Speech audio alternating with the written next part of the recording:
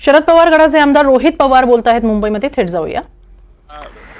भेटण्याचं कारण काही विषय माझ्या मतदारसंघातले होते जे त्यांच्या अंतर्गत येतात आणि काही विषय हे महाराष्ट्राच्या हिताचे होते। त्यातले काही विषय आम्ही आपल्याला सांगतो। केंद्र सरकारने जो पेपरफुटीचा कायदा केला तो राज्यात यावा यासाठी आम्ही सगळेजण गेले अनेक वर्ष प्रयत्न करत आहोत। उत्तराखंडमध्ये तिथे असणारे जे गव्हर्नर आहेत त्यांनी स्वतःहून पुढाकार घेऊन तसा कायदा उत्तराखंडमध्ये केला। त्याच धर्तीवर या अधिवेशनामध्ये गव्हर्नर साहेबांनीच पुढाकार आता कुठेतरी घेतला पाहिजे, नाहीतर राज्य सरकारला आदेश दिले पाहिजे पेपरफुटीवर कायदा लवकरात लवकर करण्यासाठी। ही विनंती आदरणीय गव्हर्नर साहेबांना तिथं केली।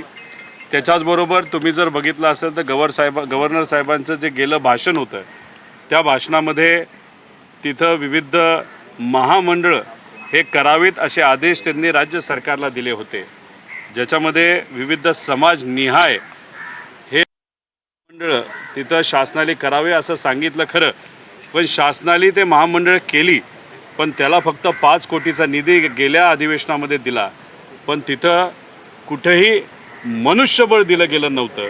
त्यामुळे हे जे सर्व जे महामंडळ आहे ज्याच्यामध्ये शामराव पेचे आर्थिक विकास महामंडळ, जगत ज्योती महात्मा बसवेश्वर आर्थिक विकास मंडळ, संत काशीबा गुरव युवा मंडळ, संत सेनाजी महाराज, पैलवान कैलासवाती मारुती चव्हाण वडार महामंडळ, राजे उमाजी नाईक आर्थिक विकास महामंडळ, असे सर्व महामंडळ आहेत। राज्य सरकार धूळफेक तिथं करतं आहे। 200 कोटी कमीत कमी निधी या प्रत्येक महामंडळाला या अधिवेशनामध्ये देण्याला या सरकारला भाग पाडावं असं तिथं आदरणीय गव्हर्नर साहेबांना सांगितलं। त्याच्याचबरोबर अधिवेशनामध्ये अनेक वेळा माझ्या MIDCचा मुद्दा मी मांडला। मंत्र्यांनी आश्वासन दिलं, शब्द दिला, पण हे सरकार तो शब्द ऐकत नाही, मंत्री ते ऐकत नाहीत। म्हणून शेवटी हा अधिकार हा गव्हर्नर साहेबांचा असतो की सरकार जर चुकीच्या पद्धतीने वागत असेल तर त्यात लक्ष घालायचा। त्यामुळे हाही मुद्दा आदरणीय गव्हर्नर साहेबांना देऊन उदय सामंत साहेबांना, मुख्यमंत्री साहेबांना, दोन्ही उपमुख्यमंत्री साहेबांना आदेश द्यावेत की ज्या पद्धतीने अधिवेशनामध्ये शब्द दिला तसा शब्द मंत्री महोदयांनी माझ्या मतदारसंघातल्या MIDCच्या बाबतीत ऐकावा। त्याच्याचबरोबर सावित्रीबाई क्रांतिज्योती सावित्रीबाई फुले पुणे विद्यापीठ रिक्त पदं आणि इतरही जे सर्व भ्रष्टाचार आणि इतर मुद्दे आहेत त्याबद्दलची चर्चा, मी तिथं सदस्य आहे, पण सदस्य असताना सुद्धा मी अनेक वेळा मुद्दे मांडले असताना तिथं जे मॅनेजमेंट काउन्सिल आहे नाही तर VC ऐकतात, VC चांगले आहेत, पण इतर जे सर्व प्रशासकीय अधिकारी तिथं आहेत ते खूप चुकीच्या पद्धतीने काही गोष्टी तिथं करत आहेत। ड्रग्सचा वापर त्या युनिव्हर्सिटीमध्ये वापरलेला आहे। जे काही पैशाचं नियोजन आहे ते योग्य पद्धतीने होत नाही।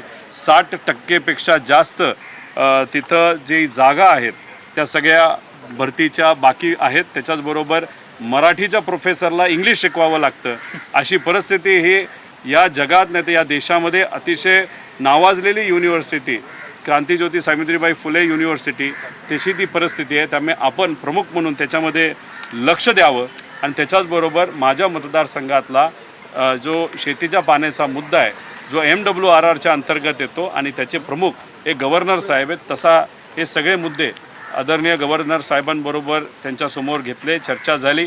युवांचे प्रश्न, विद्यार्थ्यांचे प्रश्न, पेपरफुटीचे प्रश्न, अशा अनेक विषयांवर सकारात्मक चर्चा ही गव्हर्नर साहेबांबरोबर झाली आणि आम्ही सरकारला नक्कीच सांगू, सरकारशी तिथं बोलू आणि जेव्हा तिथं आम्ही येऊ तेव्हा सामान्य लोकांच्या वतीने हे सर्व मुद्दे आम्ही मांडू असं आश्वासित त्यांनी आम्हा सगळ्यांना तिथे केलेलं आहे।